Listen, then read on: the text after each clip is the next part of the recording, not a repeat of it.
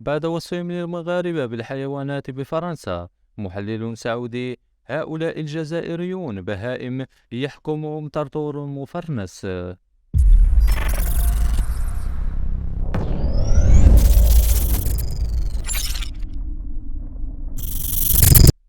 شن المحلل السعودي بندر تميمي هجوما شرسا على الجزائريين الذين تجمعوا بالعاصمة الفرنسية باريس أول أمس الأحد للتهجم على الملك محمد السادس، وبعد وصفهم للمغاربة بالحيوانات.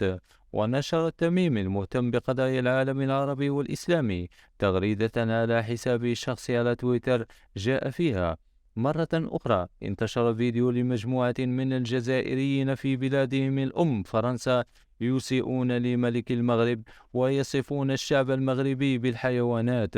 وأضاف قائلا: والله لم يضروا المغرب في شيء أكثر مما ضروا أنفسهم وشوهوا سمعتهم وأكدوا مدى بهائميتهم.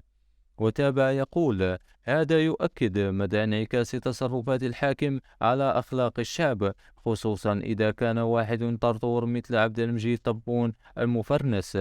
واستدرك قائلا: رسالتي للمغاربة: وإذا خاطبهم الجاهلون قالوا سلاما. وأردف يقول بعد وصفهم للمغاربة بالحيوانات: وجعلنا منهم القردة والخنازير وعبد المجيد طاغوت.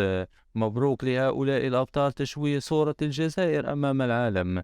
وختم التميمي تغريدته بالقول: نطالبك يا ندالة الرئيس أن تعيد النظر في تربية هذا الشعب وأن تبادر لإصلاح أخلاقه. وكانت كمشة من مرتزقة الجزائر متواجدة على أرض فرنسا قد رفعت شعارات عدوانية ضد المغرب والمغاربة، ووصفتهم الشعب المغربي بأقدح النعوت تحت أنظار الشرطة الفرنسية التي وفرت لها الحماية.